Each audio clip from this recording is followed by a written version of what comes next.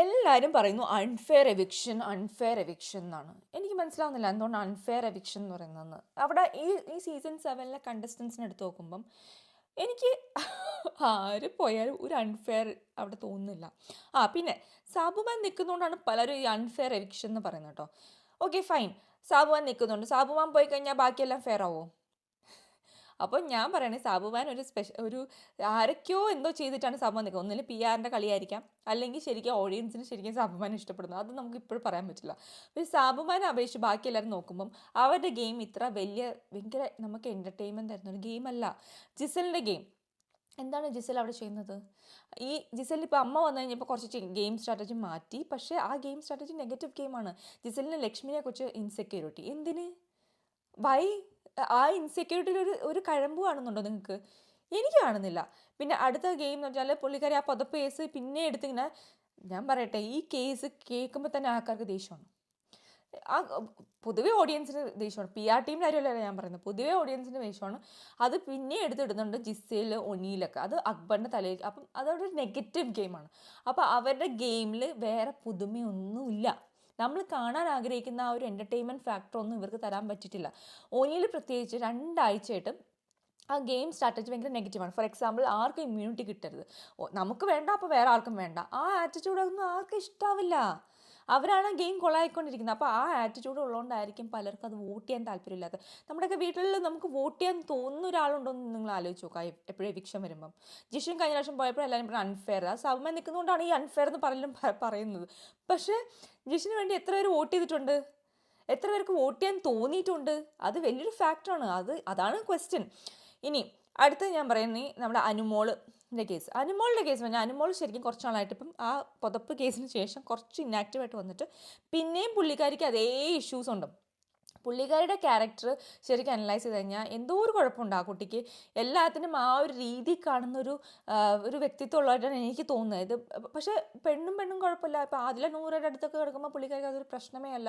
അവരും കപ്പിളാണെന്നുള്ളത് ഓർക്കുന്നില്ല. പക്ഷെ ആണും, ഫോർ എക്സാമ്പിൾ നോബിൻ അവിടെ ഉണ്ടായിരുന്നപ്പോഴും ഇതേപോലെ തന്നെ തലോണയൊക്കെ കൊണ്ടുവയ്ക്കുക, അതൊക്കെയാണ് അനുമോൾക്ക് നെഗറ്റീവായിട്ട്. അപ്പോൾ ഒരു സാധാരണ പ്രേക്ഷകർ നോക്കുമ്പം അത് എൻ്റർടൈൻമെൻ്റ് അല്ല, അതൊരു വേറൊരു ഫീലാണ് വരുന്നത്. അതൊരു നെഗറ്റീവ് ഗെയിമാണ്. ഓക്കെ, പിന്നെ അനുമോൾ ഈ കംപ്ലൈൻറ്റ് പറയുക, അതുപോയി കരയുക, ശപിക്കുക, ഇങ്ങനത്തെ വേണ്ടാത്ത കുറേ കാര്യങ്ങൾ അനുമോളും ചെയ്യുന്നുണ്ട്. അപ്പോൾ പോസിറ്റിവിറ്റി അനുമോൾക്കും കൊണ്ടുവരാൻ പറ്റിയിട്ടില്ല. മനസ്സിലായോ? ഒരു എൻ്റർടൈൻമെൻറ്റ് ഫാക്ടർ അത് കൊണ്ടുവരാൻ പറ്റാത്തതുകൊണ്ടാണ് അനുമോൾക്കും അത്ര അങ്ങോട്ട്, ഞാൻ പറയുക, പുള്ളിക്കാരി എവിക്റ്റായി പോയാലും സർപ്രൈസസ് ഒന്നും എനിക്ക് തോന്നുന്നില്ല എന്ന് പറയാൻ കാരണം. ഇനി അനുമോൾ എവിക്റ്റാവാൻ സാധ്യതയില്ല, കാരണം കുറേ PR വർക്ക് കിടക്കുന്നതുകൊണ്ട് അതിൻ്റെതായ ഒരു ബെനിഫിറ്റ് പുള്ളിക്കാരി കിട്ടിയിട്ടുണ്ട്. ഇനി ഒനിലിൻ്റെ കേസ് ഞാൻ പറഞ്ഞു. ഇനി നെവിൻ്റെ കേസ് ശരിക്കും പറഞ്ഞാൽ നെവിൻ കഴിഞ്ഞ ആഴ്ച ശരിക്കും പറഞ്ഞാൽ കുറച്ച് നെവിന് ഹൈപ്പ് കിട്ടിയിട്ടുണ്ട്. ഹൈപ്പ് കിട്ടാൻ കാരണം വീട്ടിൽ നിന്നൊക്കെ ആൾക്കാർ വന്നപ്പോൾ നെവിന് കുറച്ച് ആ ഒരു പോസിറ്റിവിറ്റി കിട്ടിയിട്ടുണ്ട്. അതുകൊണ്ടോ. പിന്നെ സ്ക്രീൻ സ്പേസ് പുള്ളിക്കാരൻ എടുക്കാൻ നല്ലപോലെ അറിയാം. അപ്പോൾ നെവിന് ചിലപ്പം വെറുതെ, ഞാൻ പറയാം, ഈ ലിസ്റ്റിൽ ആർക്കും വോട്ട് ചെയ്യാൻ തോന്നാത്തവർക്ക് ചിലപ്പോൾ നെവിന് വോട്ട് ചെയ്യാൻ തോന്നാം, പറയാൻ പറ്റില്ല. എൻ്റർടൈൻമെൻറ്റ് ഫാക്ടർ വെച്ചിട്ട് നോക്കുമ്പോൾ ചിലപ്പോൾ തോന്നാം. ഇനി അത് ഓപ്പോസിറ്റായിട്ട് വരുന്ന ആൾക്കാരുമുണ്ട്. അതായത് നെവിൻ ആ നോബിൻ്റെ അടുത്തൊക്കെ പോയി നിൽക്കുമ്പോഴുള്ള നെഗറ്റിവിറ്റി തോന്നുന്ന ആൾക്കാരുമുണ്ട്, അല്ലേ? അത് എൻ്റർടൈൻമെൻറ്റ് അല്ലാതെ അത് എന്ത് ഇറിറ്റേഷനാണ്, നിങ്ങൾ എന്തിനാണ് ആ കപ്പിളിൻ്റെ ഇടയ്ക്ക് പോയി കിടക്കുന്നതെന്ന് ചിന്തിക്കുന്ന ആൾക്കാരുണ്ട്. അപ്പോൾ 2 രീതിയിൽ നെവിനുണ്ട്. പക്ഷേ നെവിൻ അവിടെ ശരിക്കും പറഞ്ഞാൽ വേറെ ഗെയിമൊന്നുമില്ല. നെവിന് ഫുഡ് തിന്നുക അങ്ങനത്തെ സംഭവങ്ങളൊക്കെയാണ് പുള്ളിക്കാരൻ ശ്രമിക്കുന്നതെങ്കിലും എന്തെങ്കിലും ഒരു കണ്ടന്റ് കൊടുക്കാൻ നോക്കുന്നുണ്ട്. പക്ഷെ ഞാൻ പറയുവാണെങ്കിൽ അതും പോസിറ്റീവ് ഒന്നുമല്ല, ഭയങ്കര എൻ്റർടൈൻമെൻ്റ് അല്ല. ഒരു ബിഗ് ബോസ് വിന്നർ ഗെയിമൊന്നും ഞാൻ നെവിനിലും കാണുന്നില്ല. അത് നെവിൻ ചേഞ്ച് ചെയ്യുമോയെന്ന് എനിക്കറിയില്ല. ഇനി നെവിൻ വേറെ എന്തെങ്കിലും ചെയ്തിട്ട് നമുക്ക് ഇതാണോ കിട്ടുന്നതെന്ന് എനിക്കറിയില്ല കേട്ടോ. ശരിക്കും ഔട്ട് വരുന്ന മുഴുവൻ ഈ ഫുഡ് റിലേറ്റഡ് ആണ്, അല്ല വേറെ എക്സ്പെഷ്യൽ ഗെയിം. പിന്നെ നെവിനുള്ള ഏറ്റവും വലിയ പ്രശ്നം എന്ന് പറഞ്ഞാൽ ഒരു സമയത്ത് ഒരാളോട് നിന്ന് കഴിഞ്ഞാൽ അടുത്ത നിമിഷം വേറെ ആളോട് നിൽക്കും. അപ്പോൾ ഈ ഓഡിയൻസിന് കണക്റ്റ് ആവാൻ പറ്റില്ല. അപ്പോൾ കുറച്ച് എൻ്റർടൈൻമെൻറ്റ് ഫാക്ടർ ഉള്ളതുകൊണ്ട് കുറച്ചൊക്കെ നെവിൻ നിൽക്കും. പക്ഷെ അത് കഴിഞ്ഞ് നെവിന് ശരിക്കും പറഞ്ഞാൽ ആ ഒരു ബിഗ് ബോസ് മെറ്റീരിയൽ ആണോ? എനിക്ക് തോന്നിയിട്ടില്ല. ഇനി അടുത്തത് ആദില ആൻഡ് നൂറ. ആദിലയ്ക്കും നൂറയ്ക്കും പറ്റുന്ന പ്രശ്നം എന്ന് വെച്ചാൽ പലപ്പോഴും ആദില നൂറയ്ക്ക് ഇപ്പോൾ ഇന്നത്തെ കേസിനെ എടുത്ത് നോക്കിക്കോ. ഷാനവാസിന് അഗെയിൻസ്റ്റ് ആദിലയ്ക്ക് നൂറയ്ക്ക് മനസ്സിലായി ഒരാളെ ഷാനവാസിന് ആദ്യത്തെ പ്രാവശ്യം ഷാനവാസ് തുടങ്ങിയപ്പോൾ തന്നെ അതിൽ കുറച്ച് ന്യായം ഉണ്ടായിരുന്നു. പിന്നെ അത് പോയെ ഒരു വേറൊരു രീതിയിലേക്ക് അത് മാറി. അത് നമുക്ക് കേട്ടിരിക്കുമ്പോഴും കണ്ടിരിക്കുമ്പോഴും സമാധാനം ആഗ്രഹിക്കുന്ന ആൾക്കാരും കുറച്ച് നമ്മൾ എന്താ പറയുക, സിമ്പിൾ എക്സാമ്പിൾ പറയാമല്ലോ, റേപ്പ് ചെയ്യപ്പെടുന്ന പെൺകുട്ടിയുടെ കുഴപ്പമാണെന്ന് പറയുന്നത് ആൾക്കാരോട് എനിക്കൊന്നും പറയാനില്ല. അവിടെ ആണുങ്ങളല്ല, പെണ്ണ് ഇറങ്ങി നടന്നുകൊണ്ടാണ്, അവളുടെ ഒരു തോള് കണ്ടുകൊണ്ടാണ്, അവളുടെ ഡ്രസ്സ് ധരിക്കുന്ന പ്രോബ്ലം കൊണ്ടാണെന്ന് പറയുന്ന ആൾക്കാരോട് എനിക്കൊന്നും പറയാനില്ല. അവർക്ക് ചിലപ്പോൾ ഷാനവാസ് മാസമായിട്ട് തോന്നാമായിരിക്കും.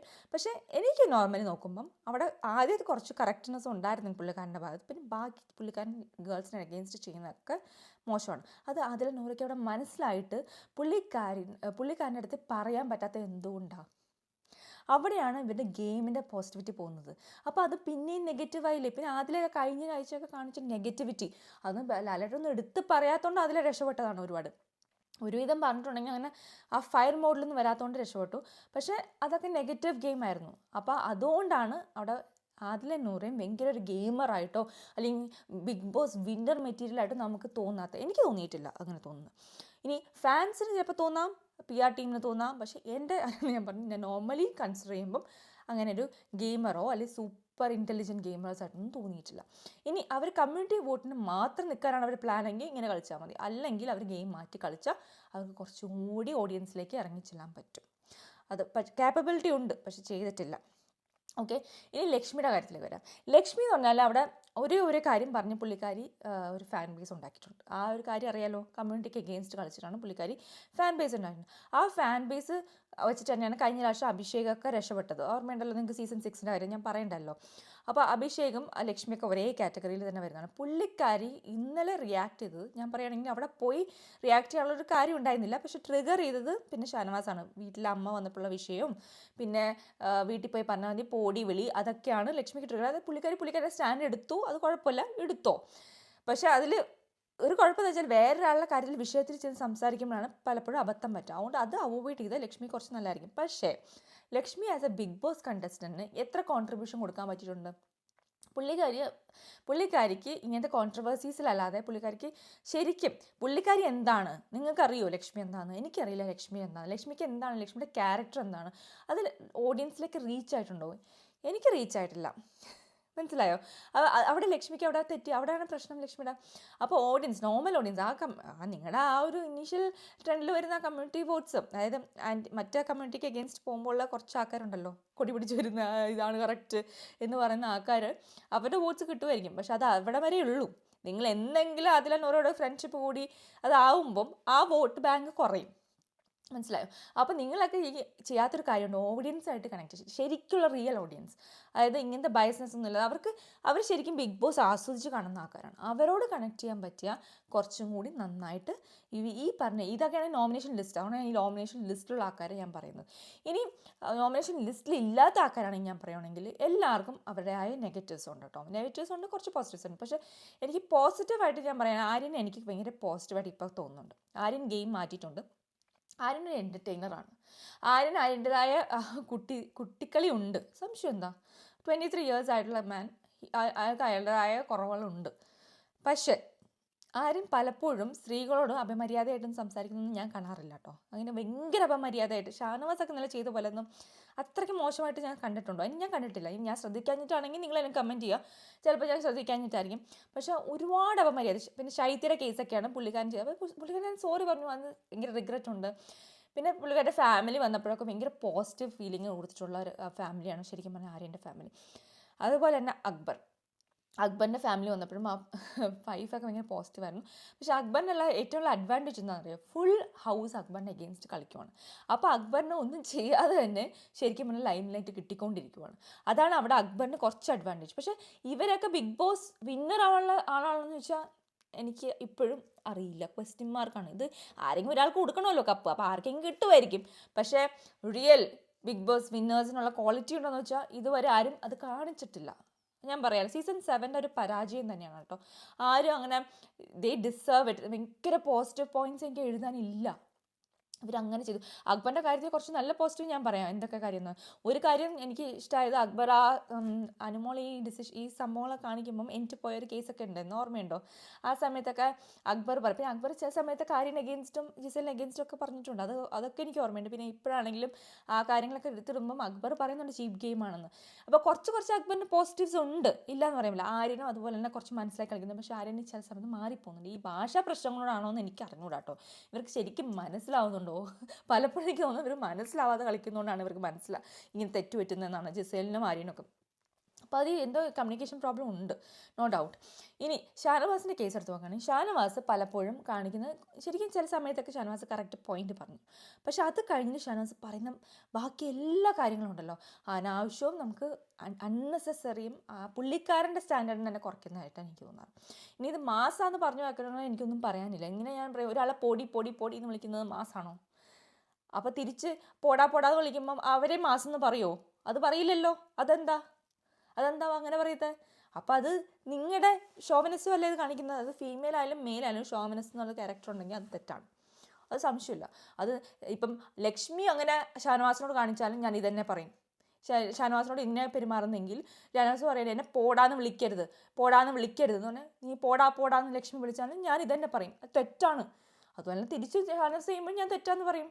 അതിനെന്താ കുഴപ്പം? തെറ്റെന്ന് മാത്രമല്ല, ഷാനവാസ് ഒരാളോടല്ല, അവിടെ ഷാനവാസിനെ ചോദിക്കാൻ ചെല്ലുന്ന എല്ലാ സ്ത്രീകളോടും ഷാനവാസ് അതേപോലെയാണ് പെരുമാറുന്നത്. അതാണ് എനിക്ക് ഷാനവാസിനെ ക്രിട്ടിസൈസ് ചെയ്യേണ്ടി വരുന്നത് കേട്ടോ. അപ്പോൾ അത് ഇവിടെ PR വന്നിട്ട് എന്ന് പറഞ്ഞിട്ട് കരഞ്ഞിട്ടൊന്നും കാര്യമില്ല. ഞാൻ പറയും, ഞാനിവിടെ എൻ്റെ ഇതിനാണ് ഞാനിവിടെ നിന്ന് റിവ്യൂ ചെയ്യുന്നത്, മനസ്സിലായോ? അപ്പോൾ അവിടെ കിടന്ന് കരഞ്ഞോളൂ, കരയേണ്ടവരൊക്കെ കരഞ്ഞോളൂ. പിന്നെ ഇവരൊക്കെ ഇങ്ങനെ പൊക്കി പറയുന്ന ആൾക്കാരോട് എനിക്കിതേ പറയാനുള്ളൂ, ഇങ്ങനെയൊക്കെ പറയുന്ന ആൾക്കാരൊക്കെ നിങ്ങളെ വീട്ടിൽ കയറ്റുമോ എന്നുള്ളത് എനിക്ക് ഡൗട്ടുണ്ട് ശരിക്കും പറഞ്ഞാൽ. ഇത് കഴിഞ്ഞ അവസാനം എൻ്റെ വീട്ടിൽ ഇങ്ങനത്തെ ആൾക്കാർ വന്നു കഴിഞ്ഞാൽ എനിക്ക് അവരായിട്ട് പ്രശ്നം ഉണ്ടാവും. ഇങ്ങനെ എന്നെ കയറിയിട്ട് പൊടി എന്ന് വിളിക്കുന്ന എൻ്റെ ഫ്രണ്ട്സ് ഗ്രൂപ്പിലും എനിക്ക് അങ്ങനത്തെ ആൾക്കാരെ എനിക്ക് ആക്സെപ്റ്റ് ചെയ്യാൻ പറ്റത്തില്ല. എൻ്റെ ഫാമിലിയിലും അങ്ങനത്തെ ആൾക്കാരെ ഞാൻ ആക്സെപ്റ്റ് ചെയ്യത്തില്ല. അത് എൻ്റെ നിലപാടാണത്. ഓക്കെ. ഇനി അനീഷിൻ്റെ കാര്യം എടുക്കാം. അനീഷ് ശരിക്കും പറഞ്ഞാൽ അവിടെ ഗെയിമർ എന്ന രീതിയിൽ അനീഷിനെ ആദ്യമൊക്കെ ഷൈൻ ചെയ്യാൻ പറ്റിയിരുന്നു. ഇപ്പോൾ അനീഷിന് ശരിക്കും പറഞ്ഞാൽ ഷാനവാസ് കാരണം കളിക്കാൻ പറ്റുന്നില്ല. ഷാനവാസിന് പോരണമെന്നുണ്ട്, എന്നാൽ പട്ടുപോയൊരു സ്ഥിതിയാണ് ശരിക്കും അനീഷിനുള്ളത്. ഇനി വീക്കെൻഡിൽ വന്നിട്ട് പിന്നെയും അനീഷിനെ ഷാനവാസിനെ ഇരുത്തുവാണെങ്കിൽ അനീഷിന് ഗെയിം പോവും. സംശയം എന്താ? അനീഷ് കൺഫ്യൂസ്ഡ് ആയി പോവും. കാരണം അനീഷിന് ശരിക്കും ഉൾമനസ്സിൽ ഷാനവാസിൻ്റെ കൂടെ നിൽക്കണമെന്നില്ല. പക്ഷെ പുറമേ നിന്ന് തള്ളി അങ്ങനെ കയറ്റുവാണ്, ഷാനവാസിൻ്റെ കൂടെ അങ്ങ് ഇരുത്തുവാണ്. അപ്പം അത് ആ ഒരു അൺകംഫർട്ടബിൾ ഉണ്ടല്ലോ, ആ അൺകംഫർട്ടബിൾ ഫീലിംഗ് നമുക്ക് ശരിക്കും മനസ്സിലാവും അനീഷിൻ്റെ ഭാഗത്ത്. അപ്പോൾ അനീഷിന് ശരിക്കും പറഞ്ഞാൽ അനീഷ് ഇതൊക്കെ മാറ്റി സ്വന്തം മനസ്സിനോട് ചോദിച്ച് എന്താ ചെയ്യേണ്ടതെന്ന് വെച്ചാൽ അതനുസരിച്ച് ചെയ്താൽ അനീഷിന് കുറച്ചെങ്കിലും ഉള്ളേൽ ഭേദം എന്ന് പറയാൻ എനിക്ക് അനീഷും അക്ബറും ഒക്കെ എനിക്ക് തോന്നിയിട്ടുള്ളൂ. ഇനി ബിന്നിയുടെ കാര്യം കൊണ്ട് ഞാൻ പറയാം. ബിന്നിയുടെ കാര്യം, അനീഷിനും പലപ്പോഴും തെറ്റുപറ്റാറുണ്ട്. പല സാഹചര്യം അനീഷ് റിയാക്ട് ചെയ്യാത്തതാണ്, മനഃപൂർവ്വം ചെയ്യാത്തതാണ്. കാരണം അനീഷിന് അറിയാം അനീഷ് അവിടെ ചെയ്താൽ അനീഷ് നെഗറ്റീവ് ആവുന്നു. ഇന്നലത്തെ ഷാനവാസിൻ്റെ കേസിലൊന്നും അനീഷ് റിയാക്ട് ചെയ്യാൻ അതുകൊണ്ടാണ്. പെണ്ണിനെയൊക്കെ വിളിക്കുമ്പോൾ അനീഷിന് ചില സമയത്ത് അനീഷിന് ഒരു സ്ത്രീ വിരോധിയായിട്ടാണ് നമ്മളെ ഇൻട്രൊഡ്യൂസ് ചെയ്തിരുന്നത്. അപ്പോൾ പുള്ളിക്കാരനാണ് സംസാരിച്ച് ചിലപ്പം ഷാനവാസ് സപ്പോർട്ട് ചെയ്ത് പറഞ്ഞു കഴിഞ്ഞാൽ അനീഷ് അവിടെ നെഗറ്റീവ് ആവും. ഓബ്വിയസ്ലി ബുദ്ധിയുള്ളവർക്ക് മനസ്സിലാവില്ലേ നെഗറ്റീവ് ആവുന്നു.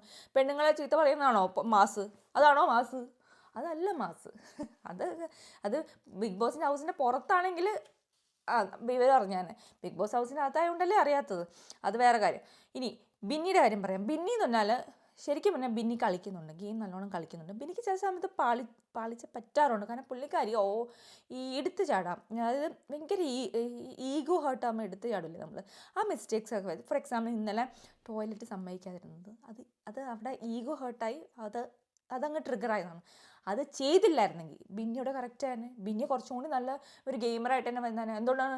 അതുമല്ല, ഒരു കാര്യം ചോദിക്കട്ടെ, ഇത് ബിന്നി ചെയ്യുന്നതുകൊണ്ട് ചൊറിച്ചിൽ വരുന്ന എന്താണ്? ഞാൻ ചോദിക്കട്ടെ, അത് പറ്റില്ല. അതാണ് ചെയ്താലും പെണ്ണ് ചെയ്താലും ഗെയിമായിട്ട് കാണാൻ പറ്റണം.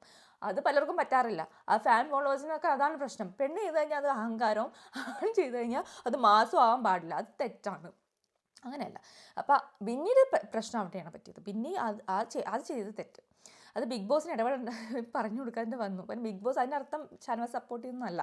ബിഗ് ബോസ് അത് പറയേണ്ടത് എന്ന കാരണം വെച്ചാൽ ഇത് ഹ്യൂമൻ നീഡാണ്, അത് നമുക്ക് തടഞ്ഞു നിർത്താൻ പാടില്ല. അപ്പം ബിന്നി അവിടെ മാത്രം ബിന്നിക്ക് തെറ്റിപ്പോയി. അത് കഴിഞ്ഞ് ബിന്നി അവിടെ നിന്നൊക്കെ ഓക്കെ കറക്റ്റ്. ബിന്നിയുടെ ഹസ്ബൻഡിന് പെൺകോന്നണെന്നോ പോടാന്നോ അയാളെന്നോ ഒന്നും സംബോധന ചെയ്യാനുള്ള അവകാശം ഷാനവാസിന് ഇല്ല. അത് ഷാനവാസ് ചെയ്തുകൊണ്ടിരുന്നു. അപ്പോൾ ബിന്നി അവിടെ ട്രിഗർ ആയിക്കൊണ്ടിരുന്നു.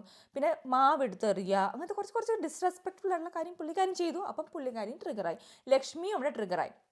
അപ്പം ലക്ഷ്മിയും വന്ന് ലക്ഷ്മിയുടെ കാര്യങ്ങൾ പറയാൻ തുടങ്ങി. മനസ്സിലായോ? കുറേ നാളായിട്ട് തമ്പുരാട്ടി എന്ന് വിളിച്ച് ട്രിഗർ ചെയ്തുകൊണ്ടിരുന്ന ഷാനവാസാണ്. അപ്പം പുള്ളിക്കാരിക്ക് ഇന്നാണ് അവസരം കിട്ടി, അതങ്ങ് ട്രിഗറായി എടുത്തതാണ്. പക്ഷേ ഇതിലൊക്കെ ഷാനവാസ് കറക്റ്റായിരുന്നു കുറച്ചാണ്. പക്ഷെ അത് കഴിഞ്ഞ് പിന്നെ അങ്ങൊരു രാത്രി മുഴുവൻ കാണിച്ചത്, ഞാൻ ലൈവൊക്കെ കാണുന്ന ആളാണ്, എന്നോട് ആരും ലൈവ് കാണണം പഠിക്കണം എന്നൊന്നും പറഞ്ഞു തരണ്ടായിട്ടില്ല. ലൈവും കാണാറുണ്ട്, എപ്പിസോഡും കാണാറുണ്ട്, മനസ്സിലായോ? എന്നിട്ടാണ് വന്നിരുന്നത് പ്രസംഗിക്കുന്നത്. അപ്പോൾ കുറേ PR വന്നിട്ട് ഇങ്ങനെ പറയും, നിങ്ങൾ അത് നോക്കൂ ഇത് നോക്കൂ. പറ്റില്ലടേ, അങ്ങനെ എനിക്ക് കണ്ണടച്ചാൽ ഞാൻ മനസ്സില്ല, അത്രയേ ഉള്ളൂ. ഞാൻ പറയേണ്ട പോലെ തന്നെ പറയും. ഇത് ഞാൻ എപ്പോഴും പറഞ്ഞിട്ടുണ്ട്. ആരൊക്കെ ചെയ്തപ്പോൾ, അനുമോൾ ചെയ്തപ്പോഴും ഞാൻ പറഞ്ഞിട്ടുണ്ട്, മോശം ചെയ്തപ്പോൾ പറഞ്ഞിട്ടുണ്ട്, ലക്ഷ്മി മോശം ചെയ്തപ്പോഴും പറഞ്ഞിട്ടുണ്ട്, ഇപ്പോൾ ഷാനവാസ് ചെയ്യുമ്പോഴും ഞാൻ പറയും. നൈഷ് നാളെ ചെയ്താലും ഞാൻ പറയും, അക്ബർ ചെയ്താലും ഞാൻ പറയും. അക്ബർ ചെയ്തപ്പോഴും ഞാൻ പറഞ്ഞിട്ടുണ്ട് ശരിക്കും അപ്പാനിനോട്, ഇല്ലേ? മസ്താനിനെ ഞാൻ പറഞ്ഞിട്ടുണ്ട്, ഒനിയലിനെ സപ്പോർട്ട് ചെയ്തിട്ട് പറഞ്ഞിട്ടുണ്ട്, ഒനിയലിനെ എഗെയിൻസ്റ്റ് ഞാൻ പറഞ്ഞിട്ടുണ്ട്. അപ്പോൾ എൻ്റെ റിവ്യൂ കാണുന്നവർക്ക് മനസ്സിലാവും, ഞാൻ ആരുടെയും കൂടെ നിന്നിട്ട് സംസാരിച്ചിട്ടില്ല. എപ്പോഴും ഗെയിമിൻ്റെ ന്യായപരമായിട്ടുള്ള കാര്യത്തിൽ ഞാൻ നിന്നിട്ടുള്ളൂ. അത് പുറത്താണ് ബിഗ് ബോസ് ഗെയിമിൻ്റെ അകത്താണെങ്കിൽ ഞാൻ അങ്ങനെ തന്നെ ചിന്തിക്കും, മനസ്സിലായോ? ഇനി അവർ പുറത്തിറങ്ങിയിട്ട് എനിക്ക് ഇവരായിട്ട് ഒരു ബന്ധമില്ല. ഞാൻ അവരെ അനലൈസ് ചെയ്യാൻ പോകുന്നില്ല. അവരുടെ പേഴ്സണൽ ലൈഫ് അവരെന്താണെന്നുള്ളത് അവരുടെ ഇഷ്ടമാണ്. അതെൻ്റെ നിയമമാണ്. ഓക്കെ, ഞാൻ അതെടുത്തിട്ട് പോസ്റ്റ് ചെയ്തിട്ട് വ്യൂ ഉണ്ടാക്കാൻ ശ്രമിക്കുന്ന ഒരാളായിരിക്കില്ല. അത് ഞാൻ ചെയ്യൂല്ല. ഓക്കെ, എന്നെ ഇൻവോൾവ് ചെയ്യാത്ത സ്ഥിതിക്ക്. ഓക്കെ, മനസ്സിലായിക്കോണം. അപ്പോൾ ഇതാണ് എൻ്റെ അനലൈസിസ്. അപ്പോൾ ഇനി അടുത്ത എവിക്ഷനിൽ ആരൊക്കെ പോയാലും എനിക്ക് ഒരാളെയും അവിടെ നിർത്തേണ്ട ആളായിരുന്നു എന്ന് എനിക്ക് പറയാനില്ല. സാബുമാനെ കുറിച്ച് പറഞ്ഞില്ല, സോറി, ഞാൻ സാബുമാനെ വിട്ടുപോയി. സാബുമാനെ കുറിച്ച് പറയുകയാണെങ്കിൽ, സാബുമാൻ എന്നുള്ള വ്യക്തി ശരിക്കും പറഞ്ഞാൽ അവിടെ PR-ൻ്റെ ഒരു അജണ്ടയായിട്ട് നിൽക്കുന്നതായിട്ടാണ് എനിക്ക് തോന്നുന്നത്. എപ്പോഴും നമ്മളെ ബിഗ് ബോസ് ഷോയിലെ പ്രശ്നം എന്ന് വെച്ചാൽ PR ഒരുപാട് വോട്ട്സ് അങ്ങോട്ടും ഇങ്ങോട്ടും മറിക്കും. എസ്പെഷ്യലി ബിക്കോസ് ഈ സീസണിൽ ഈ എവിക്ഷനിൽ 5 പേര് വന്നിട്ടില്ല. 5 പേരിൽ 4 പേർക്ക് സപ്പോർട്ടുള്ള ടീമായിരിക്കും.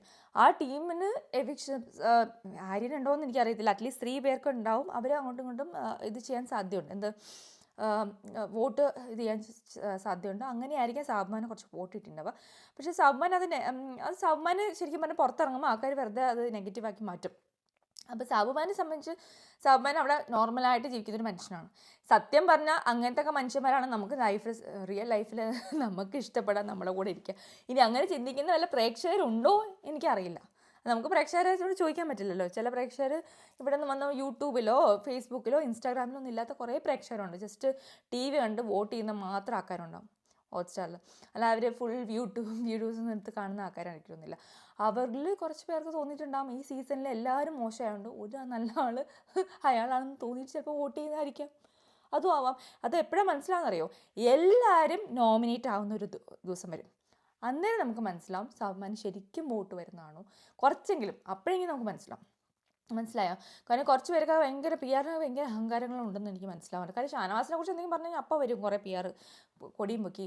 അതുകൊണ്ട് അവരോടൊന്നും പറഞ്ഞിട്ട് കാര്യമില്ല. അവരോട് എന്ത് പറയുന്നു, അവരോടൊന്നും പറയാതിരിക്കാൻ, അത് കമൻറ്റ് ചെയ്ത് പൊയ്ക്കോട്ടെ എന്ന് വിചാരിക്കും. ഞാൻ മൈൻഡ് ചെയ്യാറ് പോലും ഇല്ല. അത് എൻ്റെ പ്ലാനാണ്. ഞാൻ മൈൻഡ് ചെയ്യത്തില്ല, അവർക്കൊരു വിലയും കൊടുക്കത്തില്ല. അവർ കമൻറ്റ് ചെയ്യും, 100, 10, 1000 കമൻറ്റ് ഇട്ടോ, എൻ്റെ വീഡിയോ റീച്ച് ആവും, അത്രയേ ഉള്ളൂ. കമൻറ്റ് ചെയ്തിട്ട് പൊയ്ക്കോ, അത്രയേ ഉള്ളൂ. അപ്പം ഇതാണ് എനിക്ക് പറയാനുള്ള ഈ എവിക്ഷനെ കുറിച്ചുള്ളത്. അപ്പം നിങ്ങളാരും അൺഫെയർ എന്ന് പറഞ്ഞ് എൻ്റെ അടുത്തേക്ക് വരണ്ട. കാരണം അൺഫെയർ അല്ല. അവിടെ അത്ര ഫെയർനെസ് ഉള്ള ആരും എനിക്ക് അങ്ങനെ തോന്നിയിട്ടില്ല. അപ്പം പിന്നെ അതിൽ നമുക്ക് അൺഫെയർനെസ് എന്ന് പറയാൻ പറ്റുമോ? ഇല്ല. സാബുമാൻ നിൽക്കുന്നതുകൊണ്ടാണ് അൺഫെയർ എങ്കിൽ അതിന് അതിൻ്റെതായ കാരണമുണ്ടാവും എന്ന് വിചാരിച്ചാൽ മതി, അത്രയേ ഉള്ളൂ. അപ്പം അടുത്ത എപ്പിസോഡിൻ്റെ റിവ്യൂ ആക്കിയിട്ട് വരാം. ലാലേട്ടൻ എന്തൊക്കെ പറയുമെന്നറിയാം, ആരൊക്കെ എക്സ്പോസ് ആവും നോക്കാം. എല്ലാവരും എക്സ്പോസ് ചെയ്യണം ലാലേട്ടൻ. എല്ലാവരും എക്സ്പോസ് ചെയ്തിട്ട് ഗെയിം അങ്ങോട്ട് റിഫ്രഷ് ആവട്ടെ, ഭയങ്കരമായിട്ട് റിഫ്രഷ്. എല്ലാവരും എക്സ്പോസ് ചെയ്ത് വിടാം, ഒരാളെയും എടുത്തരുത്. അനീഷിൻ്റെ ഗെയിം എക്സ്പോസ് ചെയ്യുക, എല്ലാവരും എക്സ്പോസ് ചെയ്ത്. 10-15 ദിവസം ഇല്ലേ ഇനി, അല്ല 20 ദിവസമുണ്ട്, 30 ദിവസം ഉണ്ടാവും. 30-35 ദിവസം ഉണ്ടെങ്കിൽ അവർ കളിക്കട്ടെ. അവർ ആ എക്സ്പോസ് ആയ ഗെയിം വെച്ചിട്ട് ഇനി കളിക്കട്ടെ. ഇനി ആരുടെ ഇൻ്റർഫിയറൻസ് ഇല്ലാതെ കളിക്കട്ടെ. നമുക്ക് നോക്കാമല്ലോ എങ്ങനെയാണ് പോകുന്നത്, ഗെയിം എങ്ങനെയാണ് പോകുന്നതെന്ന്. അപ്പോൾ അത് വെച്ച് നമുക്ക് പോവാം. അപ്പോൾ അത്രയേ ഉള്ളൂ. അതെ, ബൈ.